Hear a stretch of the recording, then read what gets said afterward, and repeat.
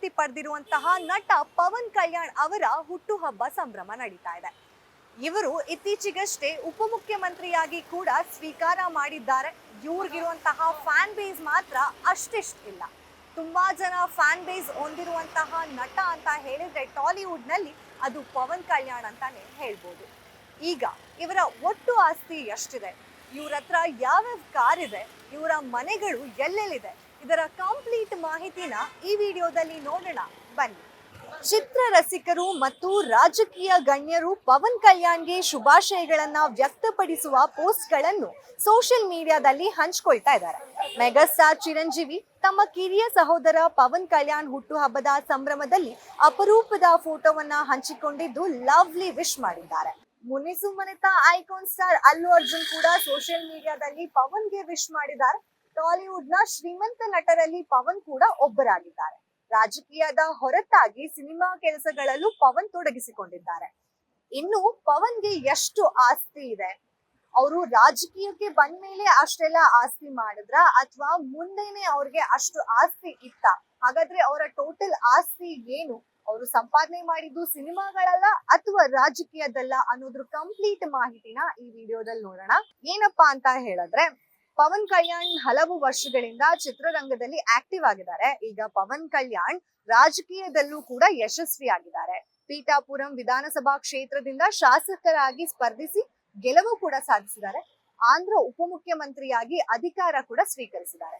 ಪವನ್ ಕಲ್ಯಾಣ್ ಅವರ ಒಟ್ಟು ಆಸ್ತಿ 164 ಕೋಟಿ ರೂಪಾಯಿ. ಟಾಲಿವುಡ್ ನಲ್ಲಿ ಶ್ರೀಮಂತ ನಟರಲ್ಲಿ ಪವನ್ ಕಲ್ಯಾಣ್ ಕೂಡ ಒಬ್ಬರಾಗಿದ್ದಾರೆ. ತೆಲುಗು ರಾಜ್ಯಗಳ ಹಲವು ಭಾಗಗಳಲ್ಲಿ ಪವನ್ ಐಷಾರಾಮಿ ಮನೆಗಳನ್ನ ಹೊಂದಿದ್ದಾರೆ. ಪವನ್ ಕಲ್ಯಾಣ್ ವಿಜಯವಾಡ ಮನೆ ಬೆಲೆ 16 ಕೋಟಿ ಇದ್ರೆ, ಹೈದರಾಬಾದ್ ನ ಜೂಬ್ಲಿ ಹಿಲ್ಸ್ ನಲ್ಲಿರುವಂತಹ ಮನೆ ಬೆಲೆ ಮಾತ್ರ 12 ಕೋಟಿ ರೂಪಾಯಿ ಇದೆ. ಇನ್ನು ಬಂಜಾರಾ ಹಿಲ್ಸ್ ನಲ್ಲಿ ಫ್ಲಾಟ್ ನ ಬೆಲೆ 1.75 ಕೋಟಿ ರೂಪಾಯಿ ಇದೆ ಅಂತ ವರದಿಗಳ ಮೂಲಕ ತಿಳಿದು ಬಂದ್ರೆ, ಅಲ್ಲದೆ ಪವನ್ ಕಲ್ಯಾಣ್ ಅವರ ಬ್ಯಾಂಕ್ ಬ್ಯಾಲೆನ್ಸ್ ನಲ್ಲಿ 20 ಕೋಟಿ ರೂಪಾಯಿಗಳನ್ನ ಇಟ್ಕೊಂಡಿದ್ದಾರೆ. ನಟನಿಗೆ ಹಲವು ಮೂಲಗಳಿಂದಲೂ ಆದಾಯ ಹರಿದು ಬರ್ತಾ ಇದೆ. ಪವನ್ ವಿವಿಧ ಕ್ಷೇತ್ರಗಳಲ್ಲಿ ಹೂಡಿಕೆ ಮಾಡಿದ್ದಾರೆ ಅನ್ನೋ ಮಾಹಿತಿ ಕೂಡ ಇದೆ. ಕೋಟಿ ಕೋಟಿ ಒಡೆಯ ಪವನ್ ಕಲ್ಯಾಣ್ಗೆ ಐಷಾರಾಮಿ ಜೀವನ ಶೈಲಿಯನ್ನ ಹೊಂದ್ಕೊಂಡಿದ್ದಾರೆ. ಇನ್ನು ಇವರ ಬಳಿ ಯಾವ ಕಾರ್ಗಳ ಕಲೆಕ್ಷನ್ ಇದೆ ಅಂತ ನೋಡೋದಾದ್ರೆ ಪವನ್ ಕಲ್ಯಾಣ್ ಬಳಿ ಜಾಗ್ವಾರ್, ಆಡಿ ಮತ್ತು ಮರ್ಸಿಡೀಸ್ ಬೆನ್ಸ್ ನಂತಹ ಕಾರ್ಗಳಿದೆ. ಅಲ್ಲದೆ 14 ಕೋಟಿ ರೂಪಾಯಿಗೂ ಹೆಚ್ಚು ಬೆಲೆ ಬಾಳುವ ಕಾರ್ಗಳು ಕೂಡ ಇವ್ರ ಹತ್ರ ಇದೆ. ಇನ್ನು 2019ರಲ್ಲಿ ಪವನ್ ಕಲ್ಯಾಣ್ ಅವರ ಆಸ್ತಿ ಕೇವಲ 52 ಕೋಟಿ ರೂಪಾಯಿ ಇತ್ತು.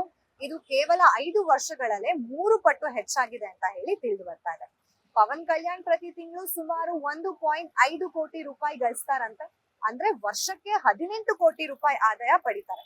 ಪವನ್ ಪ್ರತಿ ಚಿತ್ರಕ್ಕೆ 10 ರಿಂದ 12 ಕೋಟಿ ಸಂಭಾವನೆ ತೆಗೆದುಕೊಳ್ತಿದ್ದಾರೆ. ಹಲವು ಸೂಪರ್ ಹಿಟ್ ಸಿನಿಮಾಗಳನ್ನು ಕೊಟ್ಟು ಪವನ್ ಕಲ್ಯಾಣ್ ಕೈಯಲ್ಲಿ ಹೊಸ ಸಿನಿಮಾಗಳು ಕೂಡ ಇನ್ನೂ ಇದೆ. ಸದ್ಯ ಪವನ್ ಕಲ್ಯಾಣ್ ಅವರು ರಾಜಕೀಯ ಜೀವನದಲ್ಲಿ ತುಂಬಾ ಬ್ಯುಸಿ ಆಗಿದ್ದಾರೆ. ಎಲ್ಲಾರ್ಗೂ ಸಾಕಷ್ಟು ಸಹಾಯನ ಕೂಡ ಮಾಡ್ತಿದ್ದಾರೆ. ಹಾಗೆ ಒಳ್ಳೆ ಹೆಸರನ್ನ ಕೂಡ ಪಡೆದಿದ್ದಾರೆ ಅವರ ರಾಜಕೀಯ ಜೀವನದಲ್ಲಿ.